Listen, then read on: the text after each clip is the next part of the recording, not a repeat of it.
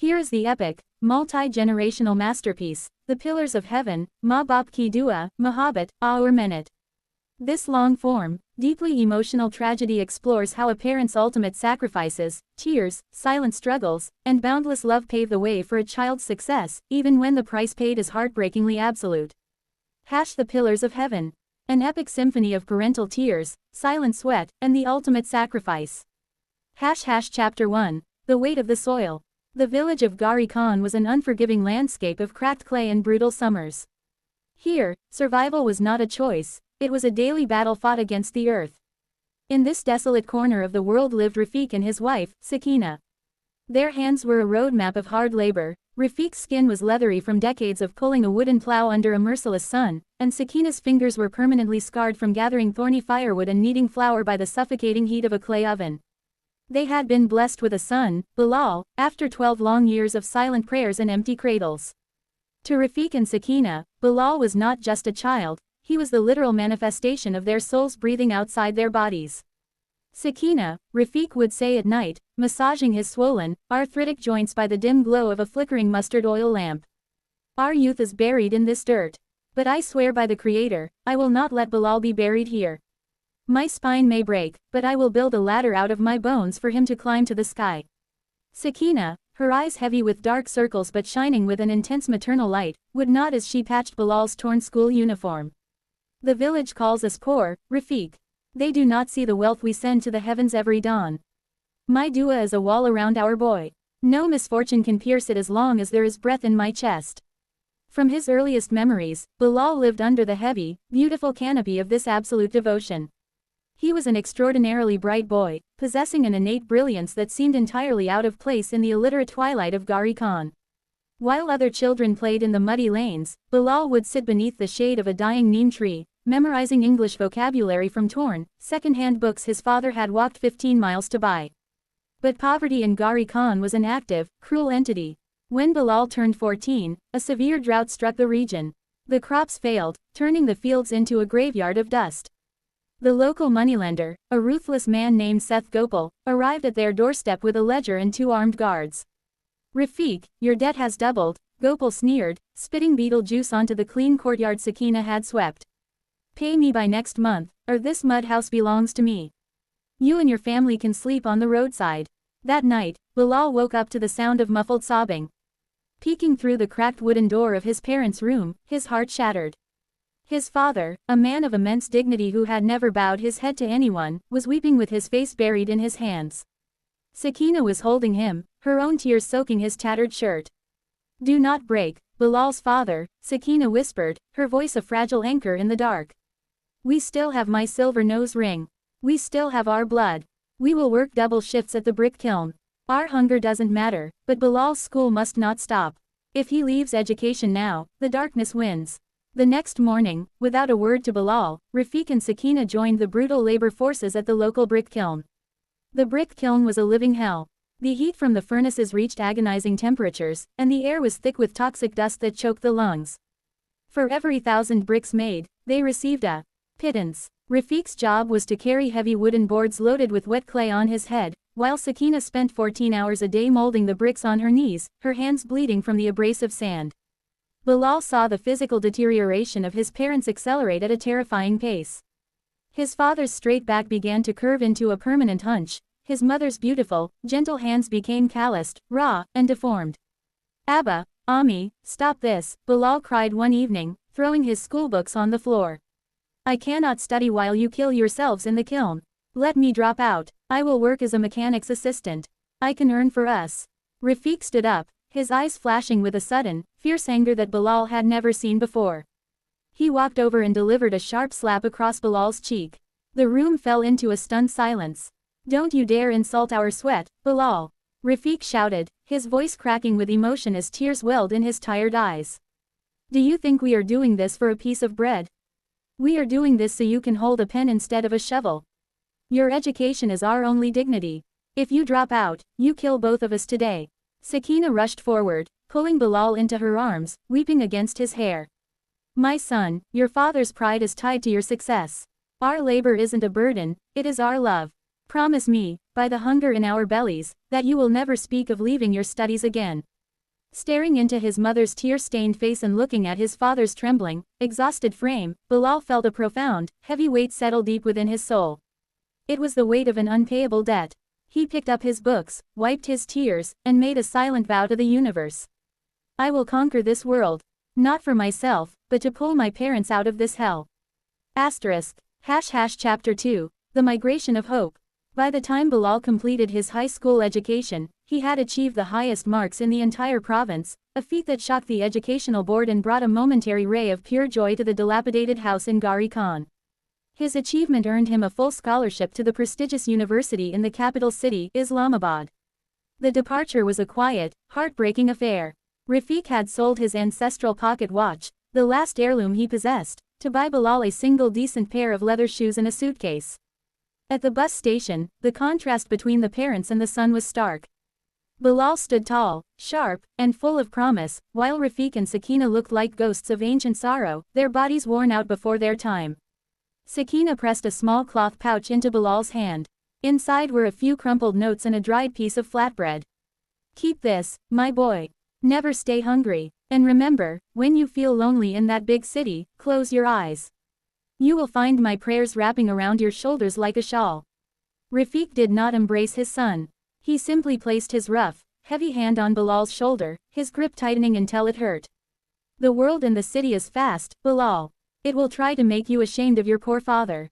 Let it, but never be ashamed of the honesty with which this father earned every grain that fed you." "Abba, Ami," Bilal choked out, his vision blurring with tears. "I will come back soon. I will take you away from here." As the bus pulled away, Bilal looked out the rear window. His mother had already descended to her knees on the dusty gravel of the station, her hands raised toward the sky, her lips moving in her eternal script of dua. Beside her stood Rafiq, staring blankly into the distance, his chest heaving with silent, masculine grief. Islamabad was an alien planet for Bilal. The wide, clean avenues lined with purple jacaranda trees, the massive glass structures, and the affluent, fast-paced students of the university intimidated him. He was surrounded by young men and women who spoke fluent English, drove expensive cars, and spent more money on a single coffee than his parents earned in a week at the brick kiln. Initially, Bilal was subjected to cruel mockery. His simple clothes, his rustic accent, and his worn-out leather shoes were the subject of hushed laughter in the university corridors. One afternoon, during a group presentation, a wealthy classmate named Samir openly insulted him. "Professor, perhaps Bilal should present in his native language. His English sounds like he's still tilling the soil in his village." The classroom erupted into snickers. Bilal felt a hot wave of humiliation wash over him. He wanted to drop his head, run out of the campus, and never return. But as he stared at the floor, he saw his father's cracked hands holding the wooden plow. He saw his mother's face covered in soot at the kiln. He raised his head, looked Samir directly in the eye, and delivered the rest of his presentation in flawless, albeit accented, academic English, leaving the professor in awe. Bilal did not join any social clubs. He did not make friends. He did not attend parties. He lived in a tiny, unventilated servant quarter rented from an old widow, surviving on tea and stale bread. Every single waking hour was dedicated to his books. He became a machine fueled by a singular obsession, absolute excellence. Every Sunday, he would walk to a public telephone booth to call the village post office. Hearing his mother's voice was his only source of oxygen. "Are you eating well, Bilal?" Sakina would ask, her voice sounding thinner and weaker with each passing month. "Do not worry about us. Your father has found extra work at a warehouse. We are comfortable, just focus on your dreams." In reality, the warehouse work was non-existent. Rafiq's health had collapsed completely. The years of carrying heavy loads on his head had damaged his cervical spine, causing severe chronic pain and numbness in his limbs. He could barely walk without a stick. Sakina was now working alone at the kiln, her body racked by a persistent, deep cough that she tried to hide whenever she spoke to her son. They were starving themselves to ensure that whatever little money they could scrape together could be sent to Islamabad for Bilal's extra book fees and exam expenses. Chapter 3, The Ascent and the Silence. 4 years passed in a blur of relentless academic warfare. Bilal graduated at the absolute top of his university class, winning the prestigious Chancellor's Gold Medal. His success was so monumental that it attracted the attention of international recruiters. Before his graduation ceremony was even over, Bilal was offered a highly lucrative position at a multinational corporate firm in Dubai, complete with a massive signing bonus and a path to permanent residency. The day he signed the contract, Bilal sat in his small room and wept for hours. He held the document against his chest like a holy relic. "I did it, Abba," he whispered to the empty walls. "I did it, Ami. The poverty is over. The hell is over." He immediately sent a large sum of money through a telegraphic transfer to the village, along with a letter detailing his success and his impending departure for Dubai. He promised them that within 6 months, he would secure a luxury apartment in Dubai, obtain visas, and fly them out of Pakistan forever. However, fate is a tragic author. The letter and the money arrived in Gari Khan on a day when the valley was cloaked in a dismal, grey downpour. When the postman reached the small mud house, he found the front door wide open. The house was dead silent. Inside, lying on a thin mattress on the floor, was Sakina. Her face was pale, her body severely emaciated. The chronic cough had turned out to be advanced tuberculosis, a common executioner among brick kiln workers. She had refused to spend a single rupee on medicine, saving every penny for Bilal. Beside her sat Rafiq, his eyes glazed over with a terrifying, vacant stare. He was holding her cold hand, rubbing it gently, as if trying to breathe life back into her frozen veins. Sakina had passed away that very morning, holding Bilal's old, torn high school textbook against her chest.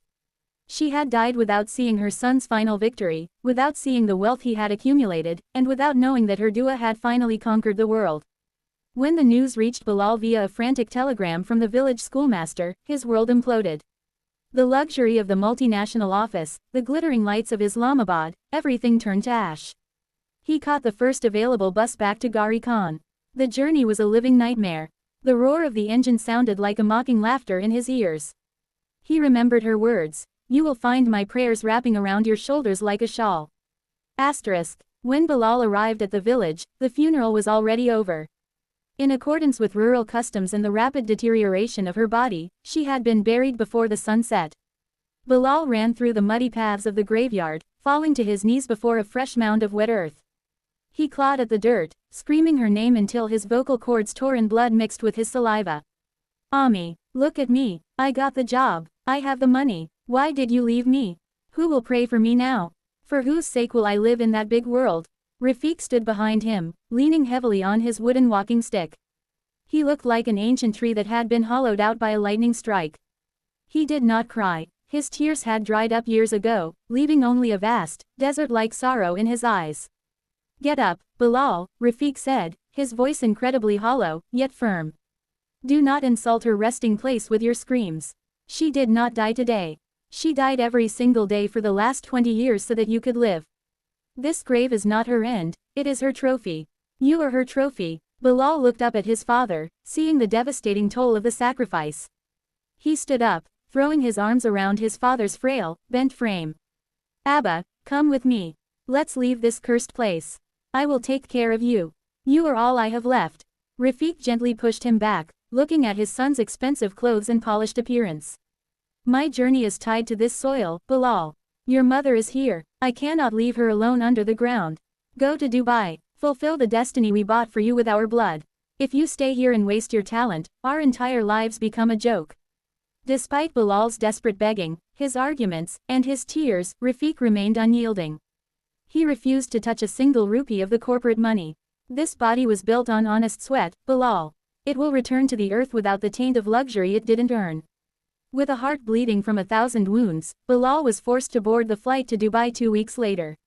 He left his father in the care of a distant relative, promising to return every few months. Chapter 4, The Golden Cage. Dubai was a hyper-modern metropolis of glass, steel, and blinding opulence. For Bilal, his ascent within the multinational firm was spectacular. His background of extreme hardship had given him a psychological resilience that made him an unstoppable force in the corporate world. He worked 18-hour days, mastering the complexities of international finance and strategic investments. Within 3 years, Bilal was promoted to the position of senior vice president. He bought a massive penthouse apartment overlooking the Persian Gulf, drove a sleek sports car, and was featured in prominent business magazines as one of the most influential young corporate leaders in the region. To the outside world, Bilal had it all. He was the definition of the self-made billionaire, an inspiration for millions. But inside the golden cage of his penthouse, Bilal was a ghost. He never married, he never attended social galas except for mandatory corporate events. He lived a life of monastic simplicity amidst absolute luxury. The massive apartment was completely empty, save for a single room. In that room, Bilal had placed a simple wooden cot, a tattered school uniform, and a small glass case containing his father's ancestral pocket watch and his mother's silver nose ring. Every night, before sleeping, he would sit on the floor of that room, staring at those artifacts, listening to the lonely roar of the ocean outside. He tried desperately to bring his father to Dubai. He sent high-end medical teams to the village to treat Rafiq's spinal condition. But Rafiq refused every medical intervention that required him to leave Gari Khan. Bilal, Rafiq said during their rare, brief phone conversations. The doctors say my spine is turning to stone. Let it. I earned this pain honestly. It reminds me of the days I carried your future on my head. Just promise me you are staying honest in that land of gold. I am, Abba, Bilal would whisper, tears streaming down his face. I swear I have never taken a single dishonest coin. Then my work is done, Rafiq would reply, his voice growing fainter. My dua is still with you, my boy. It is the only thing I can still send across the ocean. On the 5th year of his stay in Dubai, Bilal received a call from the village schoolmaster. Rafiq had been found dead on his prayer mat during the morning prayers, his hands still extended toward the heavens, his face oriented toward the holy direction. He had died peacefully, his heart simply giving out after years of carrying the silent burden of loneliness and physical decay. Bilal flew back to Pakistan immediately on a private charter plane. But once again, he arrived too late. His father had already been laid to rest right beside Sakina, under the same ancient banyan tree in the graveyard of Gari Khan. Standing before the twin graves, Bilal felt an absolute, terrifying silence descend upon his life. The two pillars that had held up his entire universe had vanished. The hands that had bled for his textbooks, the lips that had moved in constant prayer for his safety, the hearts that had starved so he could eat, all were gone into the quiet dark of the earth. He realized with a devastating clarity that his success was not his own. His intelligence, his hard work, his corporate brilliance, all of it was merely the fruit. The roots were buried here, in the blood, sweat, and tears of a poor laborer and a village woman. He fell between the two graves, extending his arms to touch the soil of both mounds. Abba, Ami, I am a billionaire today. The whole world knows my name. But I am the poorest man alive. There is no one left to call me, my boy. There is no one left to pray for me when the night grows cold. Chapter 5, The Resurrection of the Soul. Bilal did not return to Dubai. He resigned from his multi-million-dollar position, shocking the international corporate community. He liquidated all his global assets, his real estate, and his investments, converting his massive fortune into liquid capital. He returned to Gari Khan permanently. The wealthy corporate tycoon stripped away his tailored suits and began wearing the simple, coarse cotton tunics of the villagers. He dedicated the entirety of his wealth to transforming the desolate valley that had claimed his parents' lives. He founded the Rafiq and Sakina Memorial Mega Hospital, a state-of-the-art medical complex providing entirely free treatment for industrial laborers, brick kiln workers, and the impoverished rural population. He established a massive network of high-tech schools and vocational universities across the province, ensuring that no poor child would ever have to drop out of school because their parents couldn't afford books. He built clean water filtration plants, constructed proper housing for the kiln workers, and established legal aid groups to protect the poor from predatory moneylenders like Seth Gopal. Decades passed. Bilal grew old in the service of his people. His hair turned white, and his face developed the same deep, honorable lines that had marked his father's countenance. He became known across the country not as a billionaire, but as a saint, a savior of the forgotten. One winter evening, an old Bilal sat in the courtyard of the massive orphanage he had built in the village. A young boy, an orphan who had been rescued from a brick kiln and was now studying to be a doctor, walked up to him. "Bilal Nana," the boy asked, looking at the massive golden letters of the hospital visible in the distance. "You built all of this. You saved thousands of lives. You are the most successful man this valley has ever seen. What is the secret behind your greatness?" Bilal smiled, a gentle, profoundly sad yet peaceful expression. He reached into his pocket and pulled out two items, a tarnished silver nose ring and an old, broken pocket watch. He looked up at the mountains, where the first stars of the evening were beginning to flicker in the deep purple sky. "My child," Bilal said, his voice soft and echoing with the wisdom of an entire lifetime of sorrow and triumph. I am nothing. I am just a piece of dust. If you see any light in me, remember that it is not mine. It is the light of 2 candles that burned themselves out entirely so that I could have a morning. He placed his hands on the young boy's head. Behind every success you see in this world, there is a silent battlefield. On that battlefield, a father breaks his bones, a mother dries up her youth in tears, and they both invest their blood into the heavens through their dua. Never forget that the stairs you climb to success are built from the sacrifices of your parents. They are the true pillars of heaven. As the night fell over Gari Khan, Bilal walked alone to the village graveyard. He sat down between the 2 ancient, flower-covered graves under the banyan tree. He closed his eyes, leaning his tired head against the cool earth. And there, in the deep, sacred silence of the night, he finally felt it, the gentle, invisible warmth of his mother's shawl, and the heavy, protective grip of his father's hand, guiding him home through the dark. Conclusion. The unpayable debt. The saga of Bilal, Rafiq, and Sakina is a timeless testament to the foundational truths of human existence. It reminds us that our achievements are never entirely our own. The success we enjoy, the comfort we live in, and the status we command are built upon the hidden foundations of parental love, absolute labor **, and divine intervention *Ma Baap Ki Dua. To forget them in our hour of glory is the ultimate moral bankruptcy. A parent's love is a unique, sacrificial fire that consumes itself to illuminate the path of the child, a debt that can never be paid back, only honored through a life of humility, character, and love.